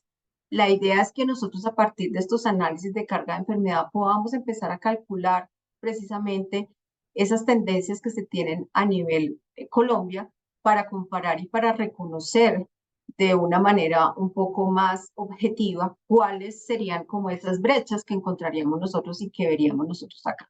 Si bien es cierto, el tema psicosocial no es visible en estas estadísticas, sí se tiene planteado más o menos el próximo año hacer una publicación de esta carga de enfermedad que se crea a nivel mundial del año de corte 2020, donde seguramente pues ya van a empezar a aparecer los resultados de muchas de estas afectaciones que se presentan a nivel mental y neurológico. Y acá, pues ustedes ven las patologías, ¿no? Entonces, dentro de esa exposición a esos factores que les estaba mencionando, pues de los mayores, de las que tienen un mayor número de discapacidad, ¿no es cierto? Están allí el derrame cerebral, los problemas de espalda y cuello, ¿sí? Y se mantienen también los temas cardiovasculares y respiratorios por las características y las condiciones que vemos nosotros como las más prevalentes a nivel mundial. Entonces, basados en estos elementos de impacto, pues nosotros ¿qué planteamos y qué proponemos que deberíamos involucrar dentro de las estrategias de prevención? En primera instancia, pues acogernos un poco a esas directrices que se dan internacionalmente para hacer visible los sistemas de gestión en seguridad y salud en el trabajo que desde el Decreto Único Reglamentario del Sector Trabajo 1072 y la Resolución 0312 de estándares mínimos nos llevan a entender mucho la relevancia de utilizar ese ciclo de la mejora continua del planear, hacer, verificar y actuar. Y todos nosotros nos hemos dado cuenta que nuestros programas preventivos pues ya están muy alineados con todas estas orientaciones que nos da tanto la Organización Internacional del Trabajo como la ISO y la Organización Mundial de la Salud, desde cada una de sus perspectivas, involucrando varios componentes que son relevantes. El primero es el fomento del liderazgo y la participación de los trabajadores. Entonces, si nosotros hacemos un análisis de todas estas perspectivas que ustedes ven allí, desde el ciclo de la mejora continua, para poder garantizar las acciones y el desarrollo, que no quede simplemente un sistema en papel, pues debemos empezar a fortalecer en todas las instancias y en todos los niveles de las organizaciones la participación de los trabajadores, el involucrar y permitir tanto la intervención como la consulta de estos actores en el desarrollo de los sistemas, pero también fomentar y hacer visible el liderazgo de todas y cada uno de los niveles jerárquicos que se encuentran dentro de la organización, en caso de que pues todavía se mantenga una estructura piramidal, o que identifiquemos esos representantes o aquellas personas que se encargan de congregar cierto grupo de trabajadores para que se conviertan en esos movilizadores de los procesos que tenemos ahí. Entonces, en el 2010, la Organización Mundial de la Salud nos habló del modelo de entornos laborales saludables, donde involucra no solamente componentes de la organización, sino aspectos externos a la organización, de las comunidades, de sus vecinos y del sistema de salud, de cómo debería estar articulado, la forma en que se hace una respuesta a través del sistema de salud, del sistema de riesgos profesionales para hacer acciones de prevención, y la Organización Internacional de Salud con su modelo del 2001 nos muestra la importancia de generar acciones que vayan encaminadas precisamente a esas correcciones que desde la identificación de los peligros y los riesgos llevan a la implementación de programas para su evaluación y seguimiento. Entonces, la idea de esta perspectiva de estrategia de prevención es que, pues, nos aprovechemos un poco de esas lecciones aprendidas, de esas experiencias exitosas que se han manejado a nivel mundial y empecemos a ser un poco más visible, no solamente desde la perspectiva normativa, sino también desde una perspectiva mucho más técnica y aterrizada a cada una de las condiciones que nosotros tenemos en nuestras organizaciones, ese ciclo de la mejora continua. Hay un elemento que yo les traigo aquí a colación y es que nosotros decimos, ay, pero cumplir 60 estándares mínimos, que es lo que nos pide la 0312. Pues la Comisión Europea nos dijo, vengan, simplemente háganlo bien y háganlo de manera consciente, garantizando 5 pasos básicos que son los que ustedes están viendo allí. Y lo primero es, recopilemos información. Si yo estoy en un sector económico específico, pues haga una búsqueda, una investigación, utilice la medicina basada en la evidencia u otras disciplinas que nos permiten a nosotros conocer de manera preliminar cuáles son esas características y esas condiciones de trabajo a las que nosotros nos vamos a exponer dentro de nuestro entorno laboral. Y a partir de esa búsqueda de información, de habernos nutrido de todas esas buenas prácticas, de las lecciones aprendidas, de las técnicas y de las formas que nosotros podemos hacer el abordaje para cada sector económico, ahí sí sentarnos a hacer la identificación de los peligros, porque vamos a tener metodológicamente claro cuáles son las herramientas que se deberían aplicar y cómo deberíamos permitir la participación de los trabajadores y de todos los niveles jerárquicos de la organización para hacer ese proceso de identificación y posteriormente hacer la evaluación de los riesgos derivados de esos peligros. Pues en Colombia nosotros nos soportamos en la GTC 45, pero eso no quiere decir que sea la única vía y mecanismo para nosotros hacer ese abordaje de los riesgos, pero sí nos facilita hacer una priorización porque generalmente no tenemos todos los recursos para hacer el abordaje de la diversidad de riesgos a los que estamos expuestos. Entonces, esa priorización nos va a permitir a nosotros tomar decisiones y de esa manera planificar las medidas que van orientadas a reducir o a eliminar los riesgos en caso de que lo podamos hacer.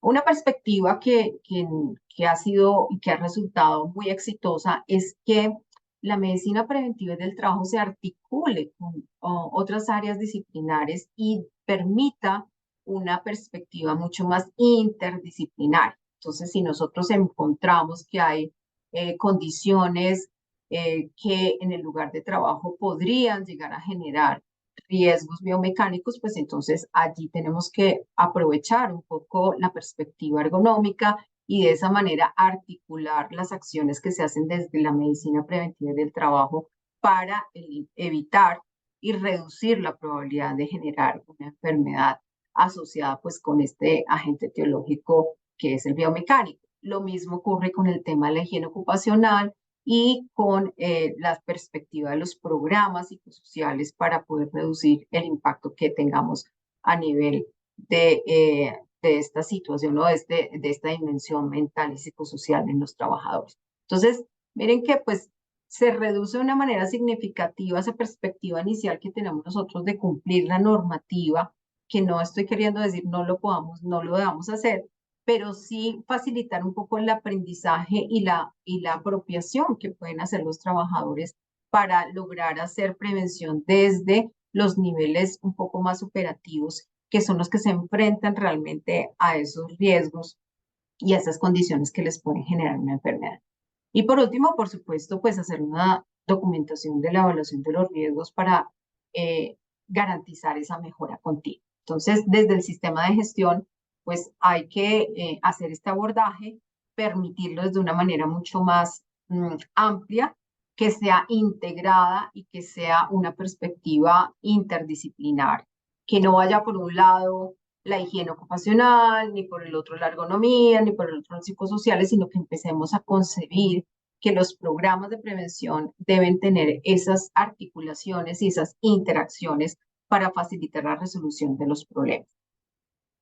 Particularmente hemos visto que muchas organizaciones se preocupan por hacer el programa psicosocial, el programa de ergonomía, el programa de higiene ocupacional, y pues la idea es que tratemos de buscar de manera mucho más articulada y complementaria las acciones para que no se vea como un mecanismo repetitivo y que podamos lograr pues, los efectos que estamos buscando de reducción de las enfermedades.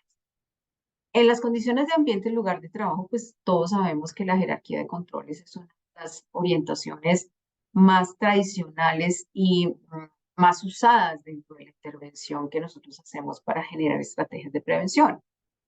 Pero lo más importante de este proceso de la jerarquía de controles es comprender que lo menos efectivo son los controles administrativos que están asociados con la capacitación y el uso de elementos de protección personal. Y aquellos que tienen un impacto mucho más significativos son los que ustedes ven como en los 3 primeros niveles que se asocian con la eliminación, la sustitución y los controles técnicos. Si, por ejemplo, nosotros habláramos del tema del dolor lumbar, que mencionó Edgar, dentro de la presentación de las patologías que son más prevalentes en Colombia, pues para nosotros poder hacer una eliminación, sustitución y controles técnicos, tenemos que conocer primero el proceso productivo, cuáles son precisamente esos peligros a los que se encuentran expuestos nuestros trabajadores, si es por un levantamiento de cargas, si es por un movimiento que se está haciendo extremo, si es porque es un trabajo físico pesado, si es porque están en posturas muy estáticas. Entonces, a partir de esto, si podemos diseñar y crear acciones que intervengan en la fuente y que faciliten esos primeros principios que son de eliminación, sustitución y controles técnicos. Porque es mucho más fácil, mucho más efectivo llegar desde esa perspectiva que hacerlo como tradicionalmente se maneja, que es el entrenamiento, la capacitación y la administración de elementos de protección personal. Lo mismo ocurre con patologías a nivel auditivo, en donde casi siempre pues, se piensa en la atenuación de la exposición al ruido con el uso de elementos, pero podríamos pensar en una mampara, en un reemplazo, en una transformación de la forma como estamos desarrollando los procesos, que si bien es cierto al principio puede tener un impacto económico importante dentro de las organizaciones, a futuro pues va a tener una reducción significativa dentro de la incidencia de las patologías que se puedan presentar. Desde el sistema de gestión, recordemos que para prevenir la enfermedad laboral, pues tenemos que hablar de la salud preventiva, de la salud del trabajo y la salud laboral, como 3 grandes componentes que se articulan y que integran las acciones que nosotros planteamos dentro de nuestros programas de prevención. Y nosotros hemos empezado a promocionar o a divulgar mucho la relevancia de hacer acciones anticipatorias como son la promoción de la salud. Y esa promoción de la salud se centra mucho en el fomento de conductas, hábitos y estilos de vida saludables. Por supuesto, soportados en principios que garanticen entornos saludables, porque a veces se piensa mucho en fomentar o crear y desarrollar programas de comportamiento, pero no garantizamos unas condiciones físicas, unas condiciones ambientales que reduzcan de manera importante también la exposición en la que se encuentran nuestros trabajadores. Entonces acá la idea es que partamos de unos mínimos establecidos de esos ambientes de trabajo en donde debemos motivar la participación de los trabajadores, fomentar en ellos el autocuidado, pero también aportar desde la organización el desarrollo de condiciones que faciliten las actividades y que no sean peligrosas, o sea, que haya seguridad, pero que tampoco puedan producir enfermedades y que tengan unas condiciones de salubridad. Dentro del segundo nivel de las estrategias de prevención está la prevención de la enfermedad.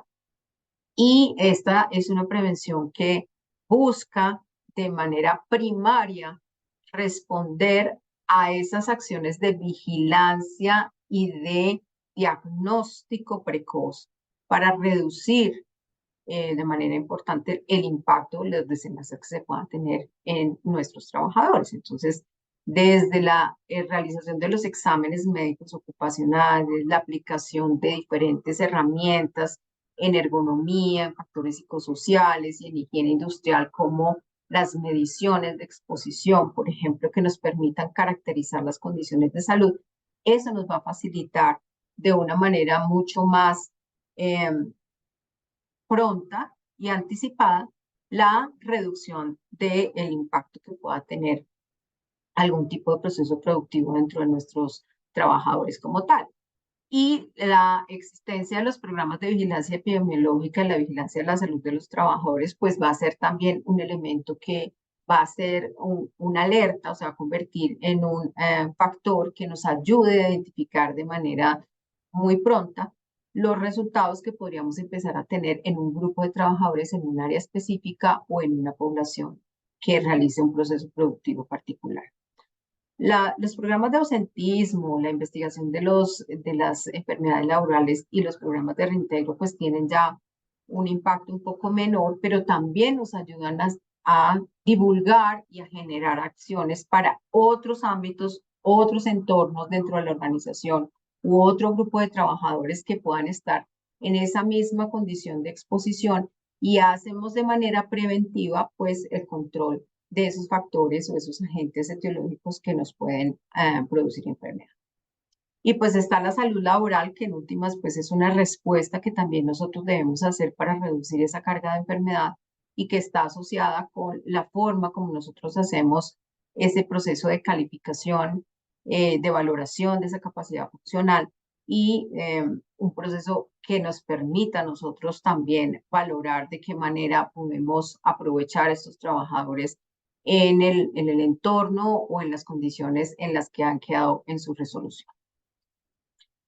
Yo les había traído una comunicación que nos hizo Laura Atascos, como las estrategias que ella propone desde el Instituto de Salud en Barcelona para abordar esos nuevos retos de la economía que les mencionaba Edgar y que pues por supuesto involucran factores que también están asociados con el tema de envejecimiento, que somos conscientes de que la población está envejeciendo y que cada vez hay una participación mayor de las mujeres dentro del sector laboral.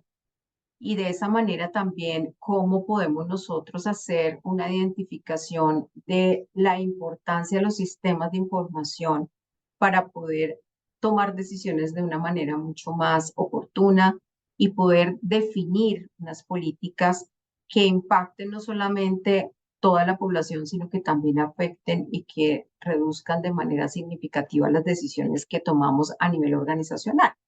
Entonces, ella nos comenta que pues tenemos que seguir haciendo investigaciones que estén asociadas con esas nuevas formas de trabajo, con esa relación entre lo que es trabajar de manera formal e informal, lo que es trabajar de manera remota, lo que es trabajar con nuevas tecnologías, lo que es estar expuestos a nuevos agentes. Entonces, es muy importante contar con esos elementos. De igual manera, resaltar pues como la importancia en el desarrollo de factores de riesgo psicosocial en muchos de los entornos en los que nosotros estamos inmersos, pensando no solamente para aquellas personas que están cercanas al factor de riesgo, sino también los efectos que se tienen en aquellas personas que conviven con estos individuos que están expuestos. Y de esa manera, pues entonces identificar esas diferencias y desigualdades que se pueden ver entre hombres y mujeres por esa participación que estamos teniendo de manera incrementada y significativa las mujeres en el mundo del trabajo. Quisiera dejar ahí porque sé que ya el tiempo no nos da más. No sé, Alcira. Ok. Bueno, doctora, mil gracias. Em, Creo que ya tenemos preguntas en el chat, em, efectivamente. Entonces, los invito a que hagan preguntas también para la intervención de la doctora Mabel, para que sé que esta intervención, tanto del doctor Edgar como la doctora Mabel, les va a ayudar muchísimo en su eh, campo laboral y también nos muestra una manera de integrar todas las acciones que debemos tener en nuestro sistema de gestión, viéndolo como eso, como un sistema donde se enlazan diferentes subprogramas y donde también la participación de diferentes niveles jerárquicos nos ayuda a prevenir. Yo voy a leer aquí, tenemos aquí unas preguntas. La primera,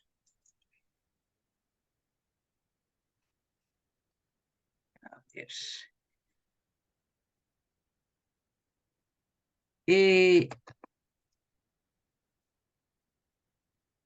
Doctor Velandia, es que hay una pregunta que hace un participante y es respecto al tema de las controversias. Em, Jaime André pregunta que con respecto a las controversias en determinación y calificación, si se tiene algún dato sobre acciones de tutela relacionadas en ese sentido. Bueno, me imagino es que si hay alguna información referente a estadísticas de controversia entre la justicia laboral, no sé si será eso. Eh, digamos que hace también como 5 años se hizo digamos, no un estudio, sino una revisión de información que la sacó precisamente el área jurídica de la Junta. Y digamos que de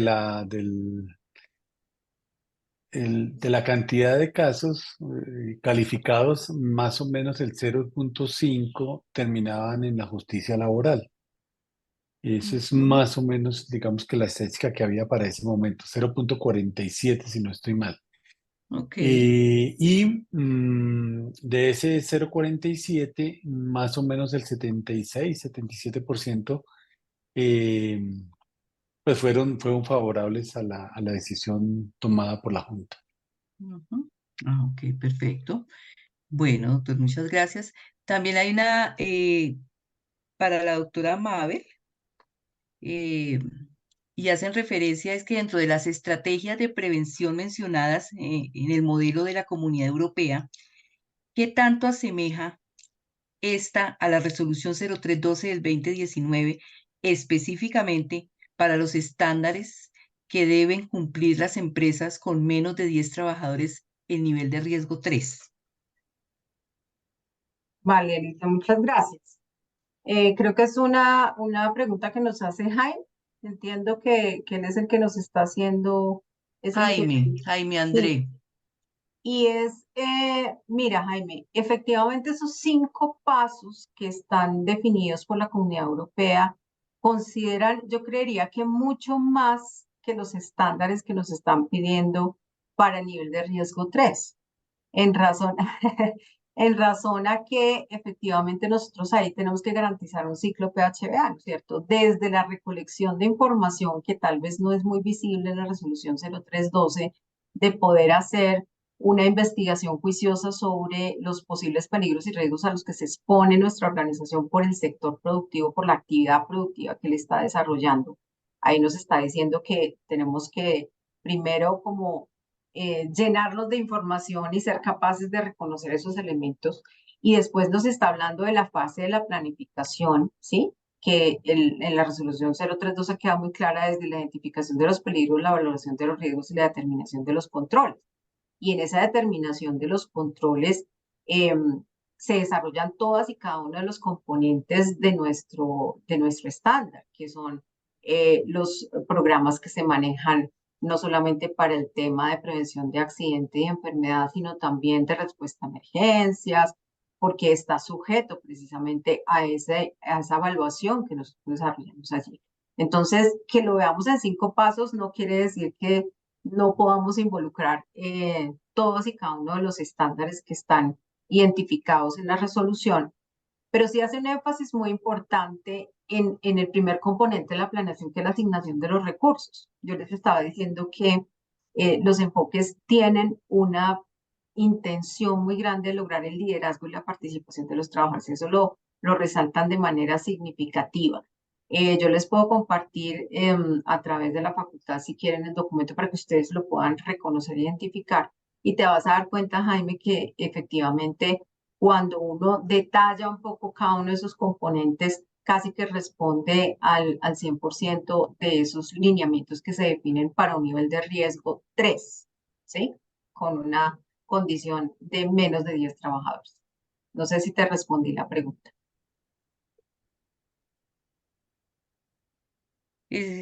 Jaime,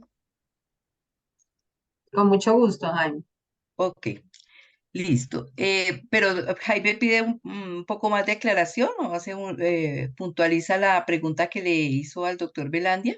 Él dice que específicamente si existen datos sobre personas que hayan accedido a derecho de tutela, que hayan utilizado el derecho de la tutela para que le determinaran el origen o la pérdida de capacidad laboral. Él lo pregunta pues teniendo en cuenta pues los tiempos en que se toman pues para esas calificaciones.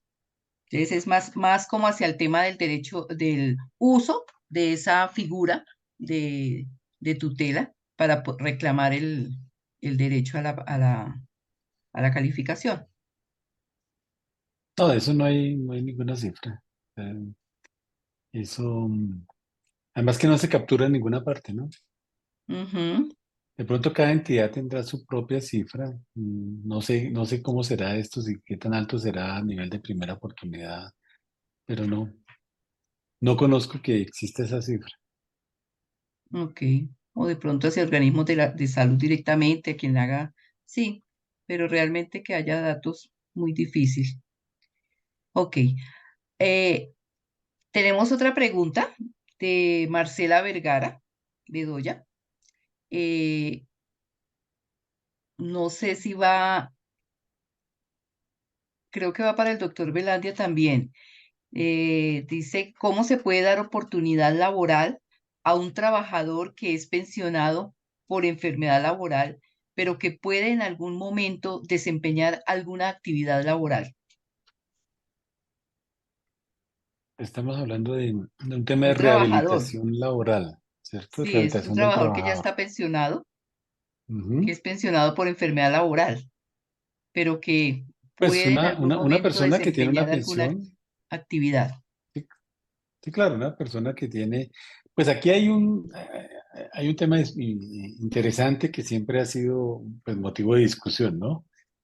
Si a una persona se le declara en estado de invalidez, pues significa que no puede trabajar, entre comillas. Digamos que eso fue una premisa durante mucho tiempo, ¿sí? Hasta que el senador Klopatovsky sacó su ley y dijo que eso no era tan cierto porque una persona con su capacidad residual podía continuar laborando y de hecho, pues en la práctica es así.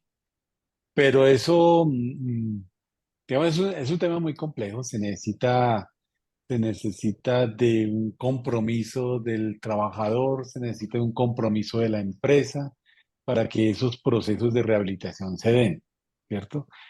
Hay ejemplos, ¿sí? Hay algunos ejemplos conocidos de cómo personas que tienen su capacidad residual, se encuentran en un estado de invalidez y logran reincorporarse nuevamente a la fuerza laboral siendo competitivos, que eso es lo importante, ¿no? Que vuelvan a regresar siendo competitivos. Muchos conocen el caso, pues, de este centro comercial en Bogotá, eh, que dentro de su personal de vigilancia tiene personas con discapacidad importante a nivel de miembros inferiores, ¿cierto? Y los tiene contratados en áreas de vigilancia, ¿cierto? Y Mm. personas que ya, si se calificaran, pues estarían por encima del 50%. Pero, pero sí, aquí se necesitan procesos de rehabilitación fuertes, se necesita compromiso del empleador y compromiso del trabajador y de las instituciones para que eso se pueda llevar a cabo. Pero claro que es posible, falta es incentivos, aunque los hay, ¿no? Hay incentivos tributarios muy importantes para las empresas, pero, pero desafortunadamente todavía el empleador no, digamos que no hace uso de esos recursos, pero tampoco tiene la conciencia de que un trabajador así esté en un estado de estos y tenga una capacidad residual, pues pueda seguir aportando en su empresa, ¿no? Entonces es un tema bastante complejo. Sí, de acuerdo, doctor.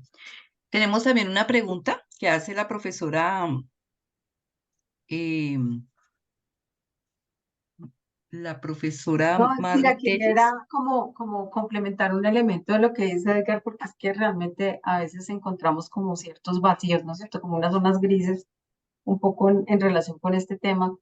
Y sobre todo cuando un trabajador se da cuenta de la condición en la que se encuentra y la pérdida que tendría, porque tú sabes y recuerdas que creo que todos tenemos muy claro que una pensión de invalidez pues tiene unos tiempos, ¿no? Unos tiempos que se hacen que periódicamente como que tú tengas que identificar hasta dónde esa pérdida de capacidad que inicialmente fue reconocida, pues puede a través de los procesos de rehabilitación reducirse y llegar hacia una decisión diferente a lo que la persona podría llegar a tener.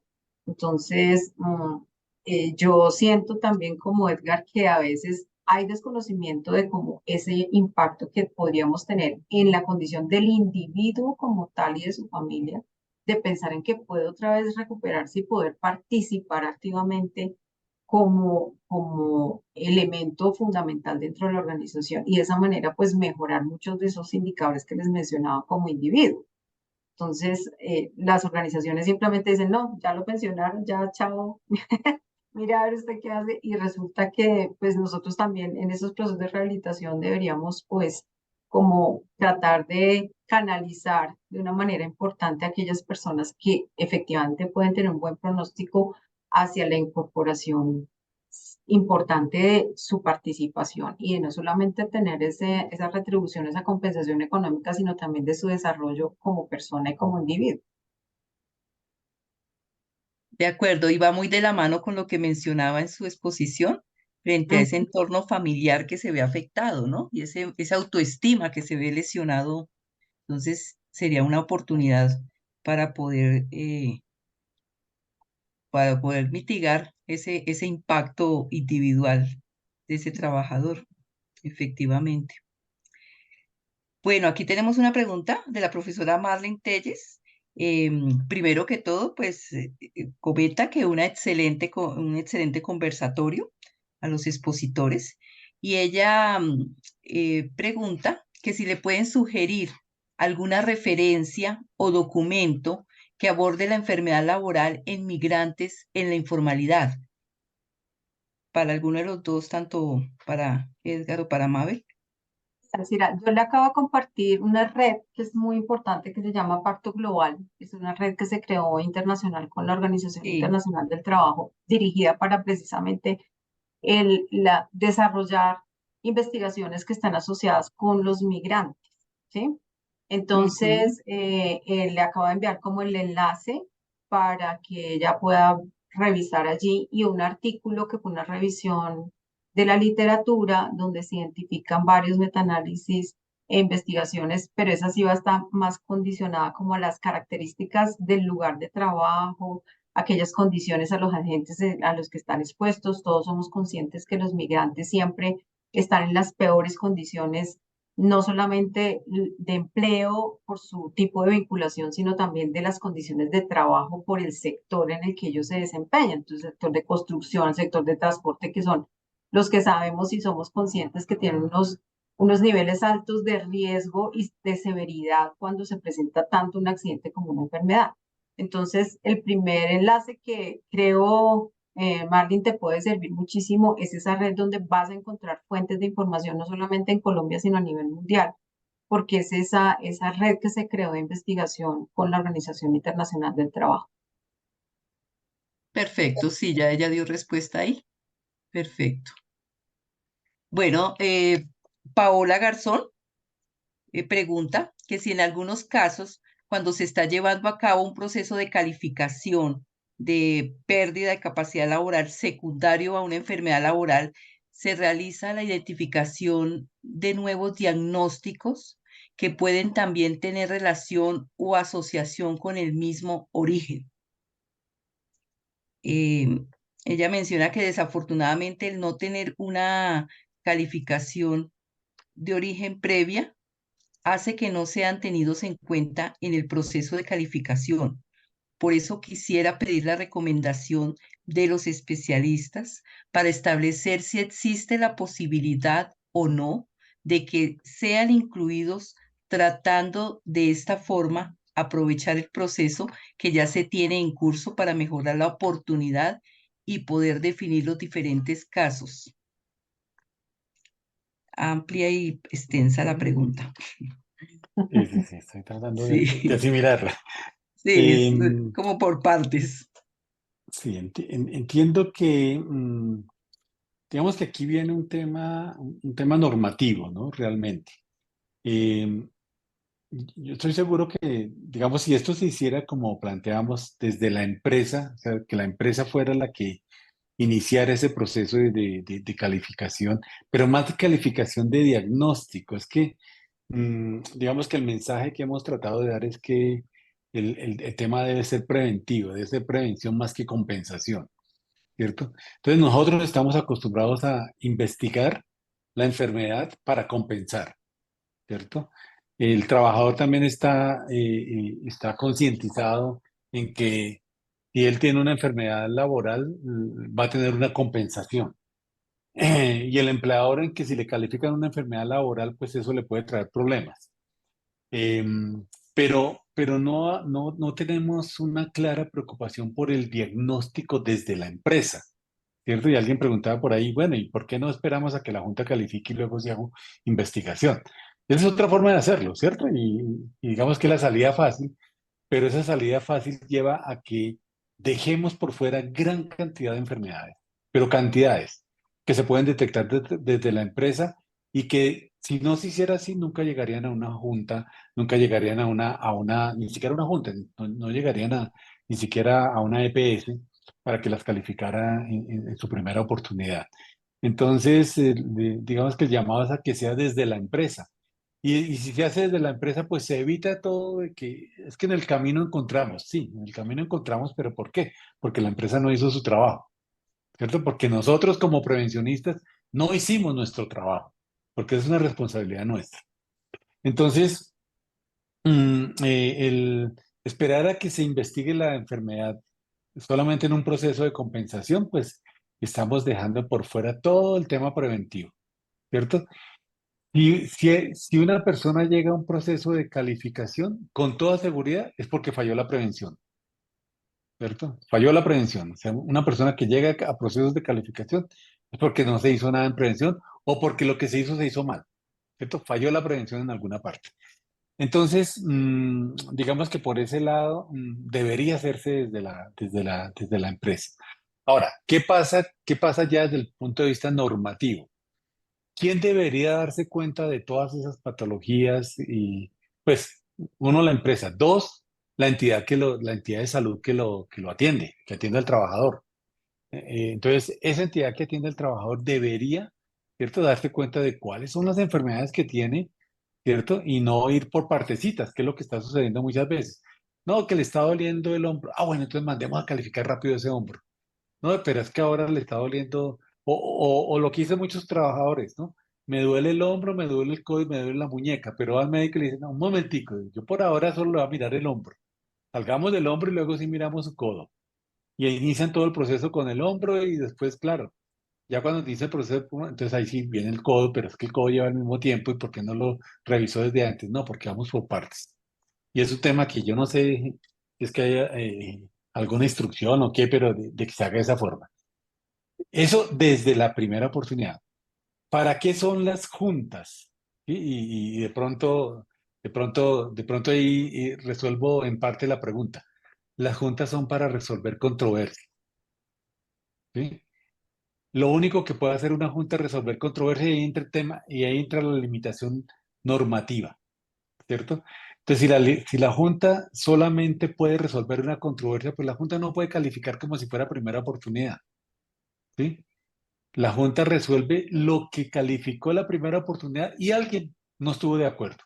Y solamente se puede pronunciar sobre ese alguien, sobre ese algo que no hubo acuerdo. Entonces, no pudiera alguien decir, no, es que como no me lo calificaron en la primera oportunidad, entonces que me lo califique la Junta.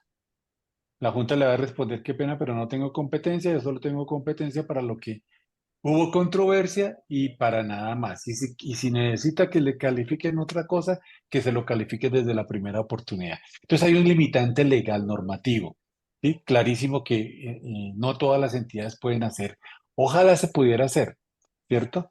Entonces, pero imagínense ustedes, pónganse ustedes cualquiera en los zapatos de un trabajador que tiene una enfermedad laboral, ¿cierto? Y de pronto aparece otra y que, por ejemplo, la Junta Nacional pudiera hacer eso, ¿cierto? Pudiera decir, apareció una enfermedad nueva, entonces voy a calificarla. Si la Nacional, por ejemplo, llega a calificar una enfermedad nueva que nunca la han calificado antes, pues esa persona ya no va a tener oportunidad de controvertirlo, ¿sí? Ni tampoco la entidad. Entonces ahí se violaría el debido proceso de esa persona. ¿M? Si eso se permitiera. Entonces, por eso la norma no lo permite. Y ese es el derecho y por eso no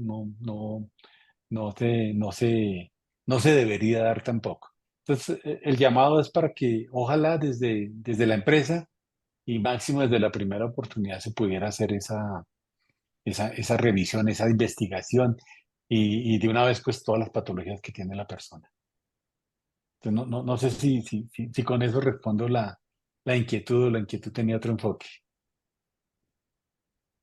Pues creería que sí, sin embargo, si Paula considera que debe puntualizarlo, dice, por favor. Jaime hacía una recomendación de una pregunta, pero creo que ya el doctor Velandia creo que acaba de responderte frente a esa calificación, frente a la pregunta que hacía si no es mejor esperar a que la Junta de Calificación determine el origen. Ya él acaba de aclararnos cuál es la función de la Junta de Calificación. Creo que entonces ahí te dieron respuesta a esa pregunta, Jaime. Bueno, hay muchas preguntas, sigo, aquí me preguntan también, Jaime pregunta que si existen estudios actualizados sobre posibles enfermedades laborales ocasionadas por esas nuevas formas de trabajo que se mencionaban como el teletrabajo, trabajo remoto, etcétera. Yo acabo de Pues a ver, sí, compartirle dos enlaces ya te dejo, Edgar, dos enlaces a Jaime, creo que fue Jaime el que escribió, ¿verdad? Sí, Donde le comento un estudio que se hizo en Japón, particularmente por el tema de la pandemia y cómo esa condición pues tuvo efectos a través de esa investigación a nivel psicosocial y a nivel biomecánico, ¿sí? Básicamente. Y ok. otra enlace que también le compartí, que ahora no me acuerdo dónde fue que se lo mandé, pero no sé si Jaime sí lo recibió, porque estaba como por ahí arriba, de la Organización Internacional del Trabajo.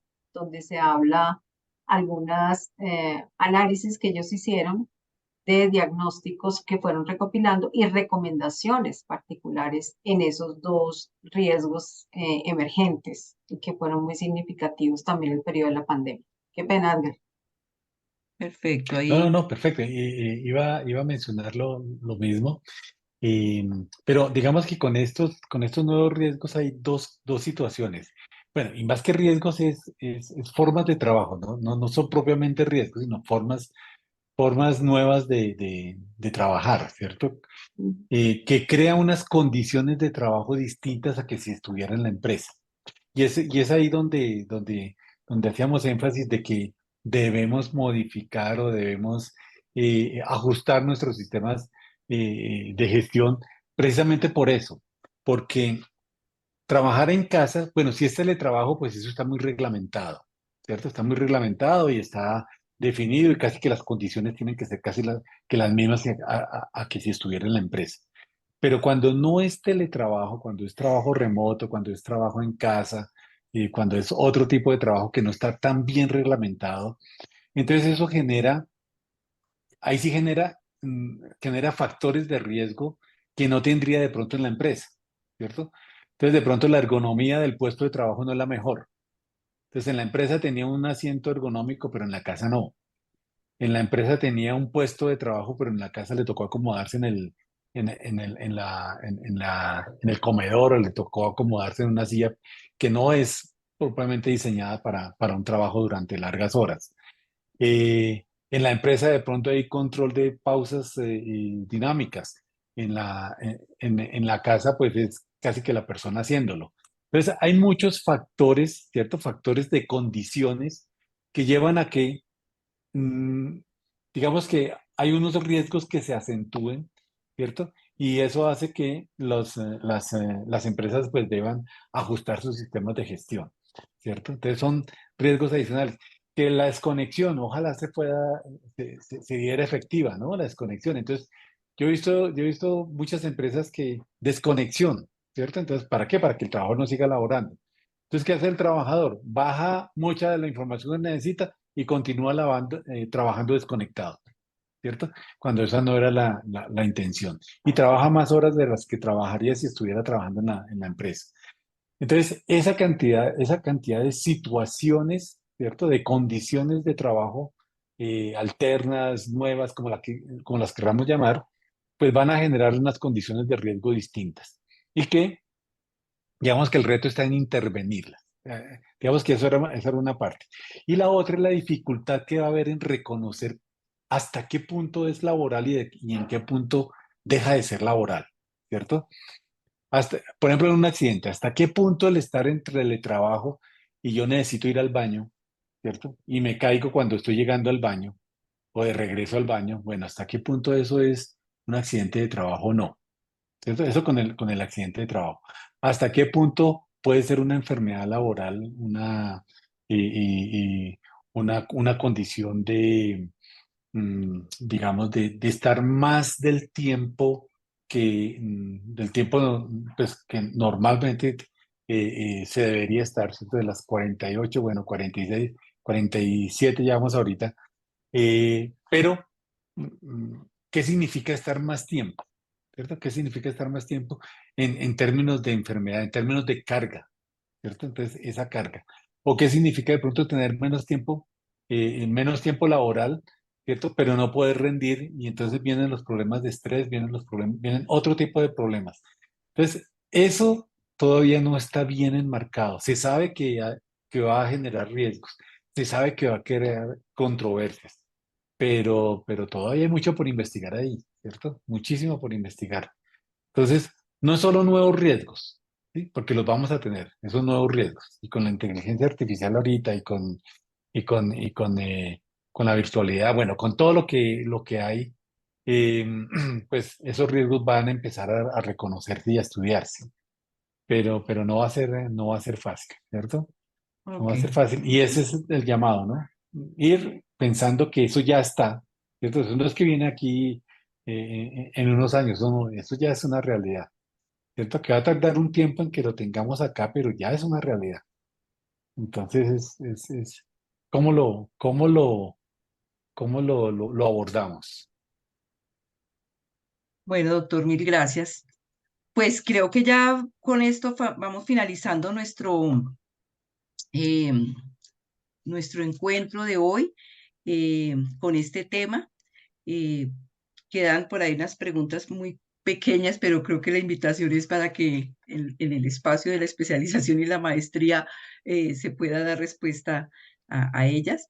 El tiempo se nos agota, realmente nos extendimos más de lo que habíamos programado, pero pues es que el tema es absolutamente interesante y creo que la exposición de ustedes dos, como lo comentó ahí Valeria, una de las participantes, fue muy interesante, dio bastante claridad al tema, luces y como que deja un interés grande para seguirlo trabajando, seguir conociendo, porque es un tema en el que tenemos que aprender también, investigar, leer, para que así mismo tengamos esas herramientas.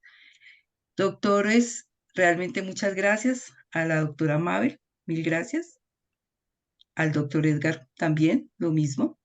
Y espero que pronto podamos tener una segunda parte de este evento. Muchas gracias. Y a los participantes, pues también les agradecemos ese dinamismo que tuvieron en las preguntas, esa participación a través del chat. eh, y creo que con esto, pues ya finalizaríamos. Muchísimas gracias. Feliz noche. Gracias a ustedes. Gracias, muy amables.